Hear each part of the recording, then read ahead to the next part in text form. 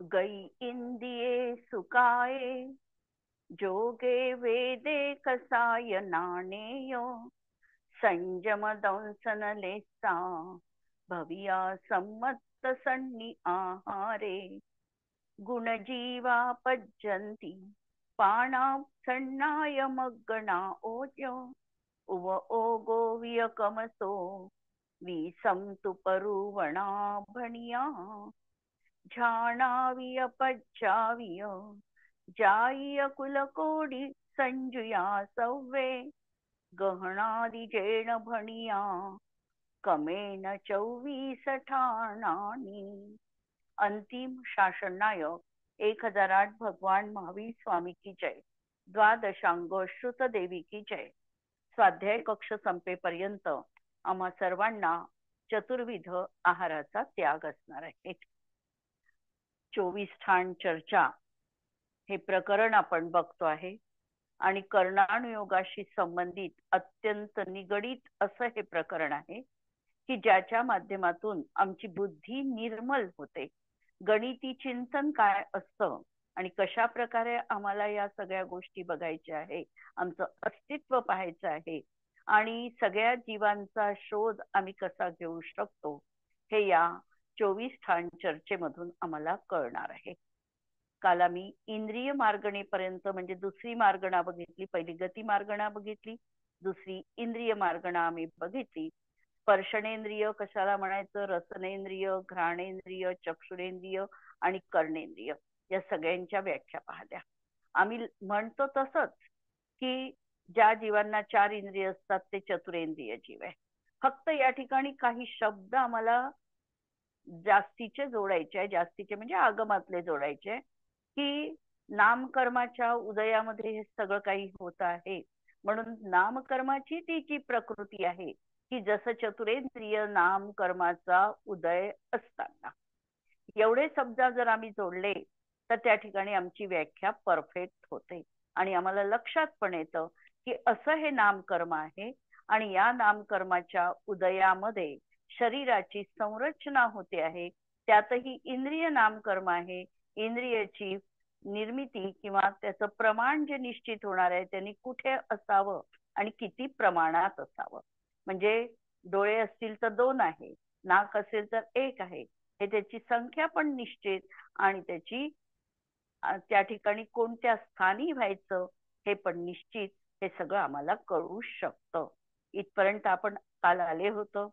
स्पर्श गुणाच्या पर्यायी 8 आहे. स्पर्श गुण एक प्रकारचा आहे, पर्यायी 8 आहे. हलका, भारी, कठोर, मृदू, स्निग्ध, रुक्ष आणि थंड आणि उष्ण. यामध्ये हे स्कंधाच्या अपेक्षेने 8 प्रकार सांगितलेले आहे. पण जर आम्ही एक पुद्गल परमाणू जर बघितला तर या पुद्गल परमाणूत 8ही स्पर्शाचे गुण विद्यमान नसतात. हे सामान्य अपेक्षेने, नाना स्कंध अपेक्षेने हे कथन आहे.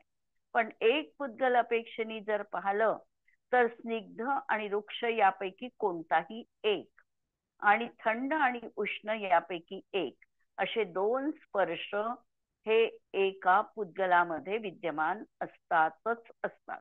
एक तर शीत असेल किंवा उष्ण असेल किंवा स्निग्ध असेल किंवा रुक्ष असेल. म्हणजे या 4 जोड्यांपैकी 2 त्या ठिकाणी असतातच असतात.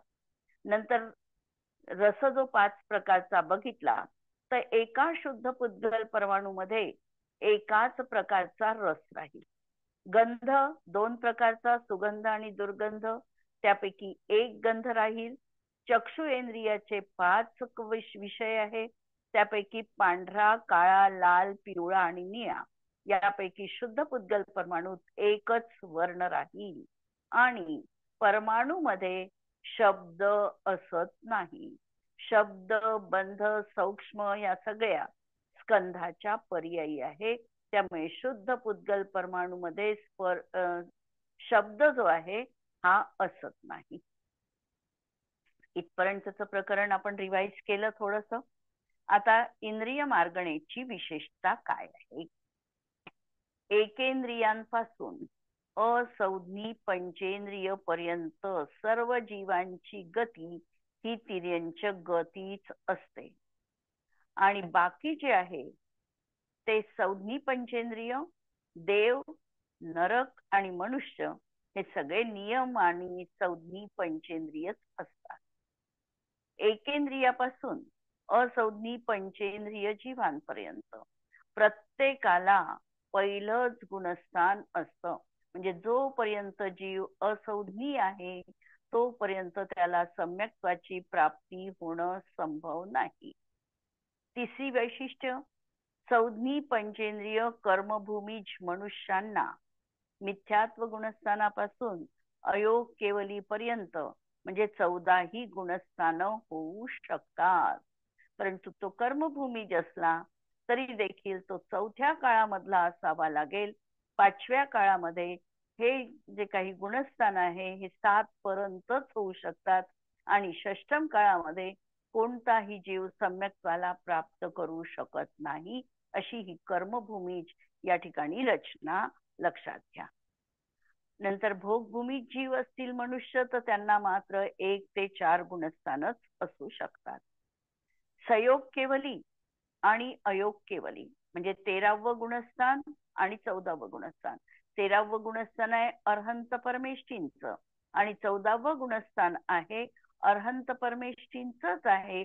पण ज्यांनी आता अगदी 5 रस समय त्यांचं ते 14व्या गुणस्थानाचा काळ आहे आणि त्यानंतर ते मोक्षाला जाणार आहे, असं हे अयोग केवली गुणस्थान की ज्या ठिकाणी योग संपलेला आहे. संयोग पर्यंत प्रत्येकाला योग आहे आणि अयोग केवली अवस्थेमध्ये मात्र योगाची प्रवृत्ती संपलेली आहे.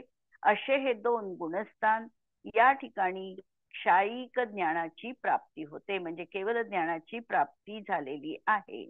म्हणून त्यांना भावेंद्रिय जे लब्धी उपयोग रूप आहे म्हणजेच क्षयोक्षम रूप आहे त्याची त्यांना आता गरज नाही. त्यांना बाह्य इंद्रियांनी होणारा व्यापारही संभवत नाही. म्हणजे त्यांचं जे ज्ञान आहे ते बाह्य इंद्रियांवर अवलंबून नाही. कारण आपण काल इंद्रिय बघत असताना बघितलं की द्रव्येंद्रिय असावं लागतं आणि आमच्या ज्ञानाचा क्षयोक्षम असावा लागतो. तेव्हा आम्हाला त्या क्षयोक्षमानुसार वस्तूची ज्ञानाची प्राप्ती होते. पण आता त्या ठिकाणी त्यांचं ज्ञान हे क्षायिकी ज्ञान झाल्यामुळे त्यांना अशा प्रकारे द्रव्येंद्रियाची गरज भासत नाही. म्हणजे चक्षु इंद्रियाच्या माध्यमातून रंगाचं ज्ञान त्यांना होणार नाही. आत्मिक शक्तीने त्यांना रंगाचं ज्ञान होईल. अशा प्रकारे हे लावायचं आहे. छद्मस्थ अवस्थेत भावेंद्रियाच्या निमित्ताने द्रव्येंद्रियाचा सद्भाव आहे म्हणून त्यांना पंचेंद्रिय उपचाराने म्हटलं जातं. आता केवली भगवंतांना पंचेंद्रिय म्हटलं जातं.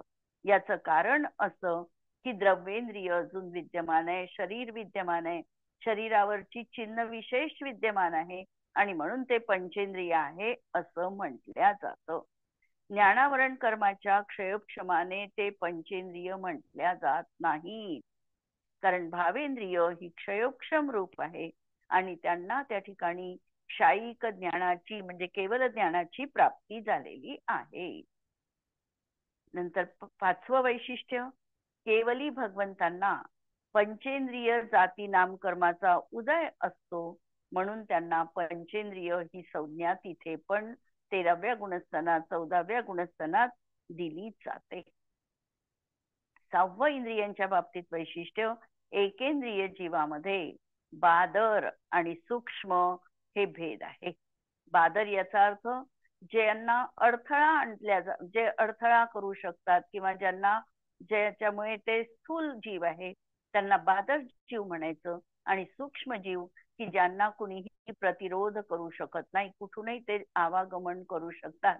वातावरणामध्ये हे सूक्ष्म एकेंद्रिय आणि बादर एकेंद्रिय जीव विद्यमान असतात. यापैकी सूक्ष्म जीवांची विराधना सतत म्हणजे आपण आपल्याकडून होते असं नाही, सतत त्या ठिकाणी त्यांची विराधना सुरूच आहे. बादर जीवांची मात्र आमच्या हात हलवण्याने श्वासोश्वास घेतल्याने विराधना संभवनीय आहे. त्रस जीवांपासून वरचे जीव जे आहे हे सगळे बादर जीव असतात. अशा प्रकारे आम्ही इंद्रियांच्या बाबतीमध्ये हे सगळं प्रकरण बघितलं. आता तिसरी मार्गणा आमची काय मार्गणा सुरू होणार आहे.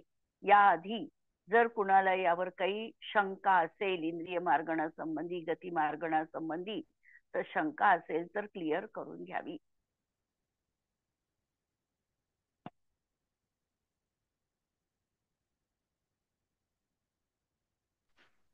जय जिनेंद्र बिजुताई. जय जिनेंद्र. हा, तुम्ही हे पाचवं जे सांगितलं आहे, जेव्हा म्हणजे केवली भगवान ते पंचेंद्रिय जाती नामकर्मांना पंचेंद्रिय म्हणतात, म्हणजे काय? त्यांना पाचही इंद्रिय अजून शरीरावरची विद्यमान आहे.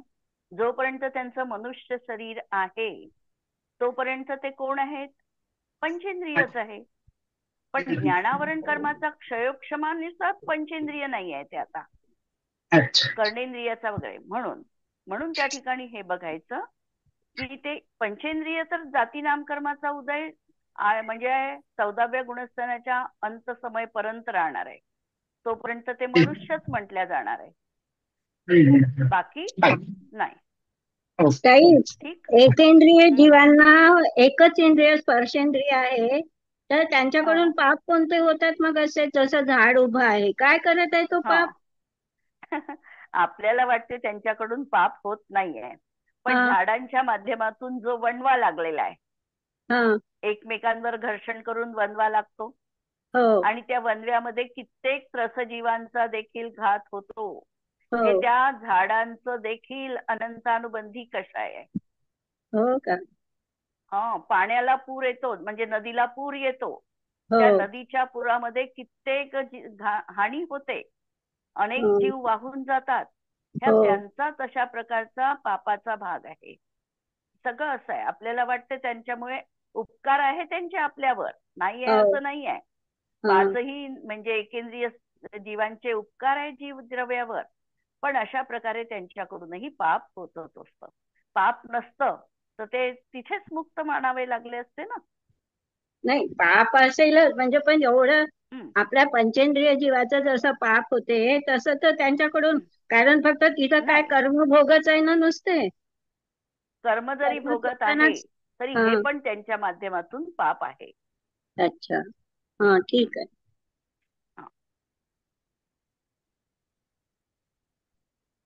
पुढे घेऊ. पुढची काय मार्गणा आपल्याला बघायची आहे. तिसरी मार्गणा काय मार्गणा.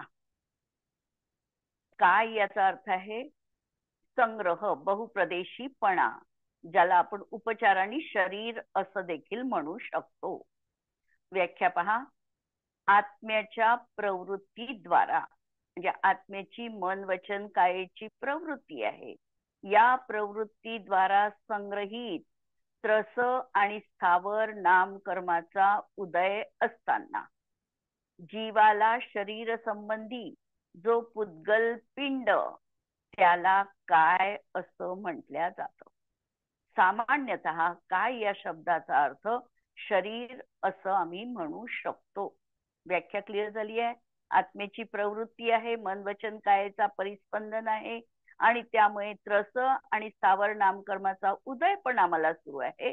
आणि हा उदय असताना ज्यानुसार आम्हाला शरीराची प्राप्ती होणार आहे त्या शरीरासाठी आवश्यक पुद्गल पिंड जो ग्रहण केल्या जाणार आहे त्याला काय अशी संज्ञा दिली जाते. आता काय मार्गणा कशाला म्हणायची, तर ज्या शरीराच्या माध्यमातून आत्म्याचे अन्वेषण केले जाते, कायेच्या माध्यमातून आत्म्याचं अन्वेषण करणं, याला काय मार्गणा म्हटल्या जाते. काय मार्गणेचे किती भेद आहे, तर काय मार्गणा 6 प्रकारची आहे. पृथ्वीकायिक, जलकायिक, अग्निकायिक, वायुकायिक, वनस्पतिकायिक आणि त्रसकायिक, हे 6 काय मार्गणेचे भेद आहे. 5 स्थावरकायिक आणि 1 त्रसकायिक. थोडक्यात 5 स्थावरकायिक आणि 1 त्रसकायिक असे षटकाय जीवाची विराधना न करणे. षटकाय जीव न हननते, त्या ठिकाणी षटकायचा अर्थ हे 6 प्रकारचे काय त्या ठिकाणी अभिप्रेत आहे छडालामध्ये पंडित दौलतरामजींच्या 6व्या अध्यायात. स्थावर कुणाला म्हणायचं, तर स्थावर नामकर्माचा उदय असताना, नामकर्म आहेत काल जसं आपण बघितलं, नामकर्म अति विस्तृत प्रमाणात आहे. 93 प्रकृती नामकर्माच्या आहेत आणि प्रत्येक जण आपलं काम अगदी सिस्टमॅटिकली करत आहे. स्थावर नामकर्माचा उदय असताना त्या जीवाला एकेंद्रिय पर्याय प्राप्त होतो, त्याला स्थावर काय म्हटली जाते? नामकर्माचा उदय स्थावर नामकर्माचा उदय आहे. आता हे जे जीव आहे हे दोन प्रकारचे असू शकतात, स्थावर काही जीव, बादर आणि सूक्ष्म. म्हणजे या पाचही प्रकारामध्ये बादर आणि सूक्ष्म हा भेद आम्हाला पाहायचा आहे किंवा असणार आहे. पृथ्वी काही कशाला म्हणायचं? तर पृथ्वी हे ज्यांचं शरीर आहे ते पृथ्वी काही जीव आहे. जी पृथ्वी आहे ही ज्यांचं शरीर आहे, वरचा जो सरफेस आहे ही म्हणजे सामान्य पृथ्वी झाली. नंतर पृथ्वी जीव म्हणजे जो जीव विग्रह गतीमध्ये आहे आणि आता पृथ्वी शरीर धारण करणार आहे तो पृथ्वी जीव. नंतर ज्यांनी प्रत्यक्षामध्ये पृथ्वी हे शरीर धारण केलेलं आहे, प्रत्यक्षात तिथे जीव अस्तित्वात आहे, ते पृथ्वी कायिक.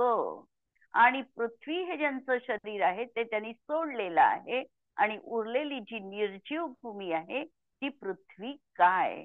अशा रीतीने हे 4 प्रकार आहे. पण पृथ्वी कायिक म्हणत असताना जीव ज्यामध्ये आहे हे त्या ठिकाणी अभिप्रेत आहे, पृथ्वी कायिक. जलकायिक, जल हे ज्यांचं शरीर आहे त्यांना जलकायिक जीव म्हणतात. प्रश्न आहे की आम्ही समजा पाणी गाळलं तर जलकायिक जीव निघून गेलेत का? प्रश्न लक्षात आला असेल. पाणी आम्ही अगदी शास्त्र शुद्ध पद्धतीने दुहेरी गाळणं घेऊन, ज्याच्यामध्ये सूर्यप्रकाश दिसणार नाही अशा प्रकारचं मोठं पांढरं स्वच्छ वस्त्र घेऊन त्यांनी आम्ही पाणी छानलं, तर त्या ठिकाणी जलकायिक जीव गेलेत का?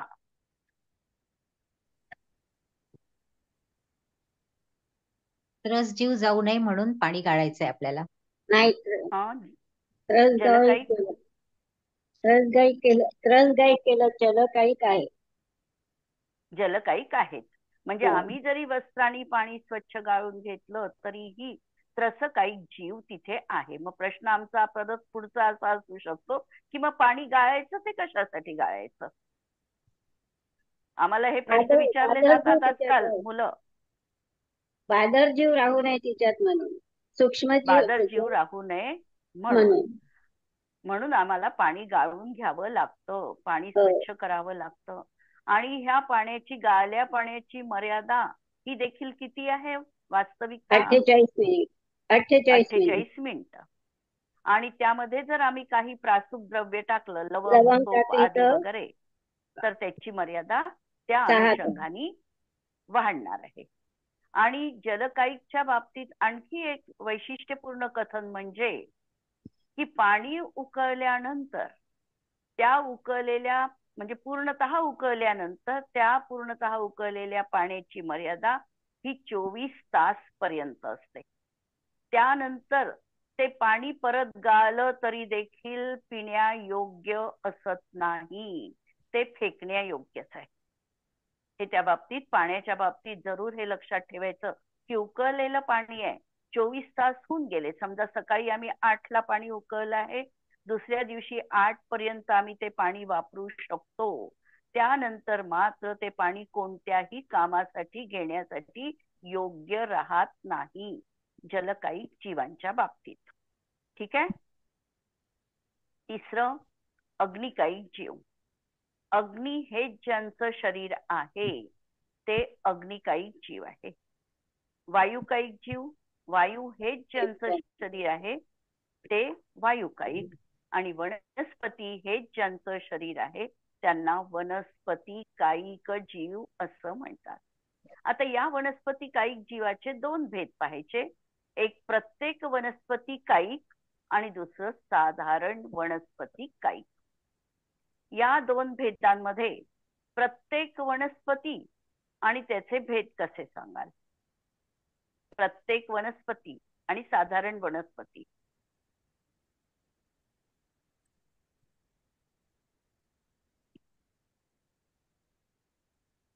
प्रत्येक वनस्पतीमध्ये एका एकच शरीराचा स्वामी मानव एकच असतो हा आणि त्याला साधारण प्रत्येक वनस्पती हा साधारण मध्ये एका एक जीवात शरीर आणि अनंत जीव ज्यांचे स्वामी असतात हो, त्यांना साधारण वनस्पती कायिक जीव म्हणतात. हो. साधारण वनस्पती कायिक जीवाचा पर्यायवाची शब्द कोणता? साधारण वनस्पती कायिकाचा पर्यायवाची शब्द निगोद निगोध. हा. बरोबर आहे. निगोध हा त्याचा पर्यायवाची शब्द आहे. निगोध म्हणा किंवा साधारण वनस्पती कायिक जीव म्हणा, हे अशा प्रकारचे की ज्यांचं शरीर एक आहे आणि त्या ठिकाणी अनंत जीवांचा एकदम जन्म आहे, मरण आहे, श्वासोश्वास आहे, हे सगळं जिथे साधारण आहे त्यांना म्हणायचं साधारण वनस्पती कायिक किंवा निगोदी जीव. आणि प्रत्येक ज्या शरीराचा एका शरीराचा एकच जीव स्वामी असतो त्यांना प्रत्येक वनस्पती असं म्हटलं जातं. जसं आंबा घेतला आम्ही किंवा दोडकं घेतलं किंवा आपण जी वनस्पती वापरतो, वापरण्यात आहे, हे प्रत्येक वनस्पती कायिक जीव आहे. या तोडल्यानंतर काही काळपर्यंत ह्याला त्या ठिकाणी वापरायचं नाही, तसंही वापरत नाही आपण, आणि त्यानंतर ते वापरण्यायोग्य आहे. हे प्रत्येक वनस्पती कायिक. आणि या प्रत्येक वनस्पती कायिकाचे देखील दोन भेद आहे, सप्रतिष्ठित प्रत्येक आणि अप्रतिष्ठित प्रत्येक. ठीक आहे. सप्रतिष्ठित प्रत्येक, सप्रतिष्ठित म्हणजे ज्या ठिकाणी निगोदी जीवांचं वास्तव्य असू शकतं ते सप्रतिष्ठित, आणि ज्या ठिकाणातून निगोदी जीवांचं वास्तव्य आता निघून गेलेलं आहे ते अप्रतिष्ठित प्रत्येक वनस्पती. म्हणजे ज्या वनस्पतीच्या आश्रयाने बादर निगोदिया जीव राहतात, ज्यांच्या शिरा संधी पर्व आदी प्रगट झालेले नसतात, ज्यांचा भंग केला असता तो समान भंग होतो किंवा तोडल्यानंतर ज्याचे परस्पर तंतू लागत नाही, छेद केल्यानंतरही ज्यांची परत वृद्धी होते त्यांना सप्रतिष्ठित प्रत्येक वनस्पती म्हटल्या जातात. उदाहरणार्थ मुळा, गाजर, आलू, कांदा. आम्ही नित्य निगोदी म्हणजे निगोदी जीवांना कोणतीही वनस्पती आम्ही सांगू शकत नाही, निगोदी जीव आम्ही दाखवूच शकत नाही. आम्ही जे दाखवतो ते सप्रतिष्ठित प्रत्येक वनस्पती दाखवू शकतो, की जे मुळा आहे, गाजर आहे, आलू आहे, हे सगळे अशा प्रकारचे सप्रतिष्ठित प्रत्येक आहे. जसं किंवा दोडका आहे, अत्यंत छोट आहे की ते हाताने जर आम्ही तोडलं तर त्याचे समसमान दोन भाग होतात, तोपर्यंत ते सप्रतिष्ठित आहे. बाळ कैरी आहे, झाडावरून पडलेली नुकतीच छोटीशी कैरी, ती पण सप्रतिष्ठित प्रत्येक असते. आणि म्हणून ह्या गोष्टी आम्ही पूर्वी वापरत नव्हतो. अप्रतिष्ठित प्रत्येक वनस्पती कशाला म्हणायचं? तर ज्या वनस्पतीच्या आश्रयाने बादर निगोदिया जीव राहत नाही, ज्यांच्या शिरा संधी पर्व हे प्रगट असतात, तोडल्याने ज्यांचा समान भंग होत नाही, छेद केल्यावर जो परत वाढत नाही, त्याला अप्रतिष्ठित प्रत्येक वनस्पती म्हणतात. अप्रतिष्ठित प्रत्येक वनस्पती पण आपल्या उत्पत्तीच्या प्रथम समयापासून अंतर्मुहूर्त पर्यंत सप्रतिष्ठित असते. अशा तऱ्हेने या वनस्पती कायिकांच्या बाबतीत आम्ही लक्षात घ्यायचं. साधारण वनस्पती कायिक की साधारण नामकर्माचा उदय असताना प्राप्त शरीर म्हणजे साधारण वनस्पती अर्थात निगोद रूप आहे, जिथे एका शरीरात अनंतानंत जीव राहतात, ज्यांचा आहार, श्वासोश्वास, जन्म, मरण हे एकदम आहे. आता प्रश्न असा आहे की सप्रतिष्ठित प्रत्येक वनस्पती आणि साधारण वनस्पती यामध्ये काय फरक कराल?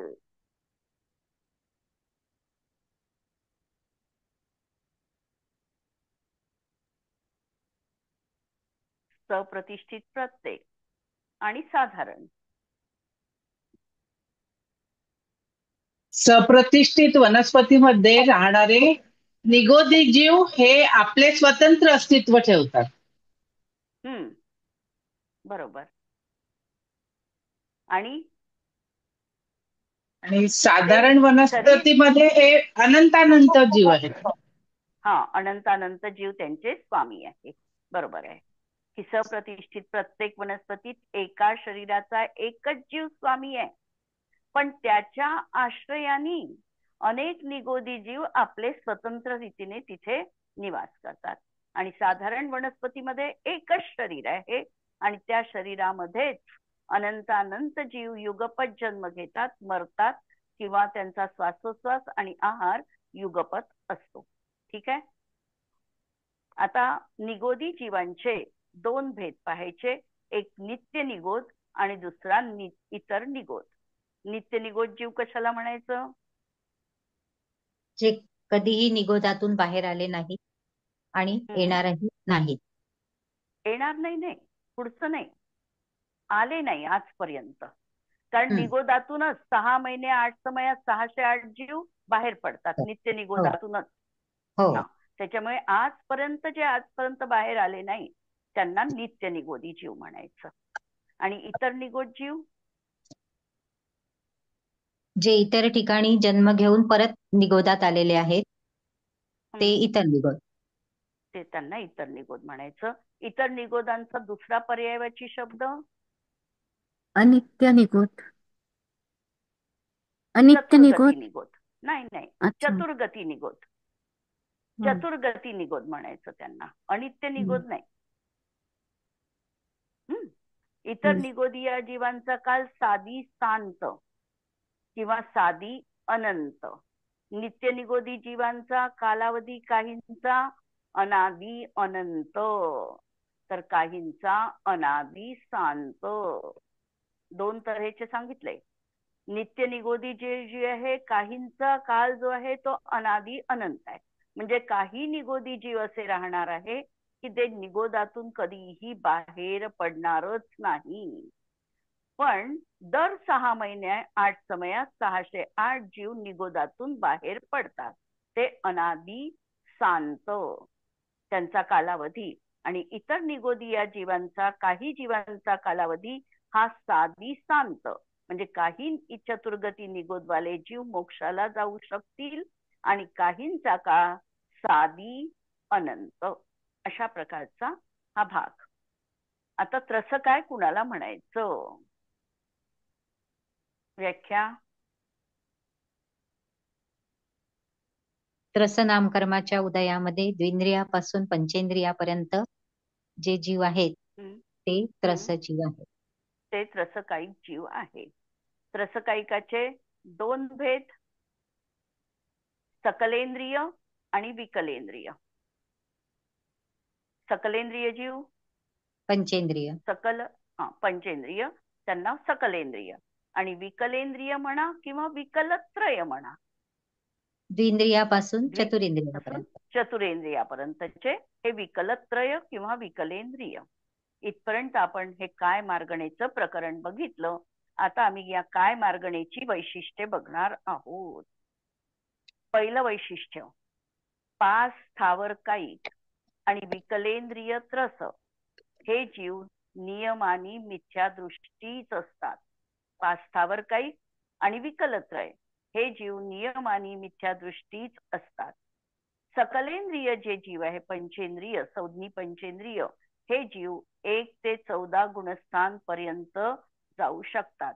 काय मार्गणेच्या अपेक्षेने कथन आहे म्हणून त्रसकायिक जीव 14 गुणस्थान पर्यंत जाऊ शकतो हे कथन येईल. यामध्ये गती पाहिलेली नाही आहे, म्हणजे नरक गतीतला आहे, तिर्यंच गतीतला आहे, मनुष्य हे न बघता काय दृष्टीतून जेव्हा वर्णन आम्ही बघतो तेव्हा आम्ही सामान्य कथन त्रसकायिक जीव 14 गुणस्थान पर्यंत जाऊ शकतात. नंतर तिसरं वैशिष्ट्य, अग्निकायिक आणि वायुकायिक जीव मरून मनुष्य गतीत जन्म घेत नाही. अग्निकायिक आणि वायुकायिक हे 2 कायिक जीव मरून मनुष्य गतीत लगेचच जन्म घेऊ शकत नाही. आता प्रश्न परत आहे की स्थावर आणि एकेंद्रिय दोन आपण बघितले. यामध्ये अंतर काय आहे? स्थावर जीव म्हणताना आणि एकेंद्रिय जीव म्हणताना काय आम्हाला फरक जाणवतो? दोन्ही तर एकच आहे. उत्तर असं राहणार आहे की एकेंद्रियामध्ये एकेंद्रिय नामकर्मात इंद्रियांची मुख्यता आहे आणि स्थावर नामकर्मामध्ये कायेची मुख्यता घेऊन कथन केलेलं आहे. एकेंद्रिय जीवांना एक स्पर्शनेंद्रिय आहे असं कथन केल्या जाईल आणि स्थावर म्हणताना त्यांना स्थावर नामकर्माचा उदय आहे ही विवक्षा तिथे लावायची आहे. फरक काहीही नाही, दोन्ही एकच वाच्य आहे, पण शब्दामध्ये भिन्नता आहे, म्हणून अर्थामध्ये थोडी आम्हाला भिन्नता लक्षात घ्यावी लागते. अशा प्रकारे काय मार्गणेचं प्रकरण आपण बघितलं. यावर कुणाला काही प्रश्न असेल तर विचारू शकता.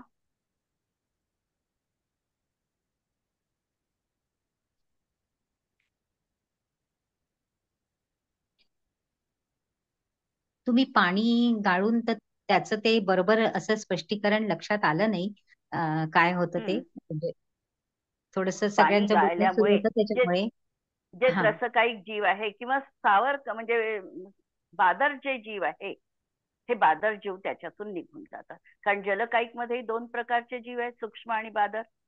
हो त्यामधले बादर जीव निघून जातात. सूक्ष्म पाणी हेच ज्यांचं शरीर आहे ते तर जीव तिथे विद्यमान आहेतच आहे. म्हणजे हा आम्ही त्यांची विराधना होऊ नये, कमीत कमी विराधना घडावी या हेतूनीच आम्हाला पाणी गाळून घ्यायचं आहे. कारण आम्ही त्या जीवांची विराधना रोखायला समर्थ नाही. श्रावक अवस्थेत आम्हाला चौकाई करावा लागला तरी आम्हाला त्या म्हणजे अग्निकायिक जलकायिक जीवाची त्या ठिकाणी आमच्या माध्यमातून हिंसा घडतेच घडते. किंवा आम्ही पाणी पितो, वापरतो, या सगळ्यांमध्ये आमच्या, म्हणून यांना 5 सुना ज्या म्हटलेल्या आहे की श्रावकांना या 5 सुना सुटत नाही. त्यामध्ये खंडणी, पेक्षणी वगैरे जे आहे त्याच्यामध्ये उदभरणी पण आहे, म्हणजे पाणी भरणं ही आम्हाला टाळता येत नाही. फक्त आम्हाला विराधना कशी कमी करता येईल हे बघायचं आहे आणि शास्त्रशुद्ध पद्धतीने पाणी छानण्याची प्रक्रिया करायची आहे. पण बादर काही जीवांमध्ये सुद्धा त्यांचंही शरीर म्हणजे जल हेच त्यांचं शरीर आहे की नाही? नाही, ते जलाच्या आश्रयाने राहतात समजा. नाही, आता आपण सूक्ष्म आणि बादर हे जलकायिक जीवाचे 2 भेद केले. हो, मग सूक्ष्म जीवाचं शरीर जल हे सूक्ष्म जीवाचं शरीर, हे पहा, बादर सूक्ष्मजीव काय आहे, कोणाकडूनही मारल्या जाऊ शकत नाही. त्याला कोणीही ते त्यांच्या आयुनी जन्मतात आणि आयुनी मरतात. आम्ही टाळू शकतो तो बादरकायिक जीवाचा प्रकार, म्हणून आम्ही जास्तीत जास्त सजगता ठेवून ते करू शकतो. तेवढं करायचं आहे त्याच्या बाबतीत. अच्छा. कारण सूक्ष्मजीव तर आताही वातावरणात आहे, आमच्यामुळे त्यांच्या मरण आहे असंही नाही आहे. कारण त्यांच्या आयुक्षयानी मरण आहे आणि त्यांचा जन्म पण आयु उदयात आहे. त्यांना आम्ही काही रोखू नाही शकत, काही नाही प्रतिबंध. आमच्याकडून विराधना जी घडते ती बादरकायिक जीवाची, आणि त्याला आम्हाला कमीत कमी करता येईल इकडे बघायचं आहे. म्हणून आम्ही अनर्थ दंडव्रत पण सांगितलं की विनाकारण कोणत्याही जीवांची विराधना माझ्याकडून न हो. हॅलो, आपण ते सॉरी ऐकाय, आपण जे पाणी गाळतो, गाळल्यानंतर गाळणं आपण परत ते धुतो, मग ते बादर जीव निघूनच जातात, मग त्याची विराधनाच होते ना? नाही, हे पहा, विराधना तर आम्ही टाळू शकतच नाही, हे मी आत्ताच क्लिअर केलं. कारण आम्ही जोपर्यंत आहोत तोपर्यंत आमच्या 5 सुना या सगळ्या राहणारच आहे सोबत, त्याला आम्ही टाळू शकत नाही. त्याच्यामुळे त्या पाण्याला आम्ही व्यवस्थितरित्या जी काही त्याच्यावर रसराशी आहे, रसजीवांची राशी, त्या राशीला आम्ही यथायोग्य स्थानी पोचविण्याचं काम त्याच्या माध्यमातून करतो. त्याला जिव्हाळणी म्हटल्या जातं. जिव्हाळणी टाकणं हेही महत्वाचं आहे. मग सूक्ष्म जीवाचा घात आपल्याकडून होत नाही असं आपण हे करायचं का, मानायचं का? हो, आहेच, तसंच आहे. नाही, म्हणजे आता समजा म्हणजे वायू कायिक समजा पाहिलं तर पंखा वगैरे हा तर आपण मग बादर त्याच्यामध्ये फक्त बादर जीवांचीच बादर हिंसा काही होते. हो हो सूक्ष्म जीवांची हिंसा सूक्ष्मजीव तर होऊ ते त्यांचं असेल तर ते लगेच बाजूला होऊन जातात म्हणजे ते आपोआप तिकडे तिकडे फैलून जातात त्यांचं आपण काहीच नाही करू शकत हो सूक्ष्मजीवांच्या का? बाबतीत. हा अच्छा.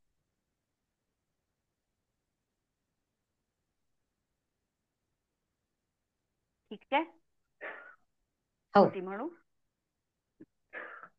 जिनवाणी के जय ज्ञान ज्ञान ते तुझे लोकालो सो जिनवाणी मस्तक नमो सदा देत हूँ गो.